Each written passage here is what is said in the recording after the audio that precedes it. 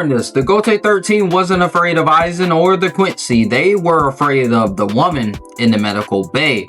Do this or never understand the true hierarchy of the Soul Society. For years, we saw Retsu Unohana as the kind, soft-spoken healer of the 4th Division. We saw her as the mom of the Gotei 13. Wrong. This wasn't kindness, it was a seal. Unohana was the first Kenpachi, a woman so bloodthirsty that she learned healing just so she could keep killing her opponents forever. But here's the thing. Outside of her final clash with Zaraki, we never got to see her full throttle power. Why? Because everyone was ducking the fade. Today, we're breaking down the hidden terror of Yachiru Unohana, the skills she kept tucked in her kimono, and why her growth as a monster is the most overlooked part of Bleach history. Let's look at the facts. In the Soul Society arc, when things were going south, nobody, not even the most arrogant captains, wanted to cross Unohana. Remember when she showed up to the Central 46 and stared down Aizen?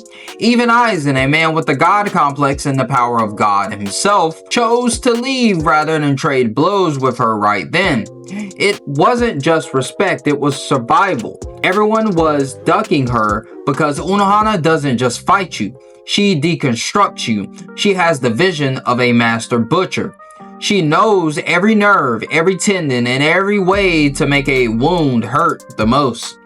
When she smiles at a captain and tells them to stay in their hospital bed, they stay. Not because they're tired, but because their instincts is telling them that standing up is a death sentence.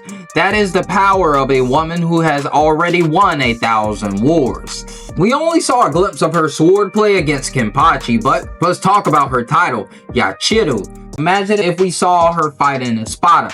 She wouldn't need a flashy release. She would simply use the perfect counter style for their specific weapon. She is a walking encyclopedia of death. In other mediums like Bleach Brave Souls, we see her first Kenpachi form utilizing blood-based attacks and a level of speed that rivals the fastest Shunpo masters.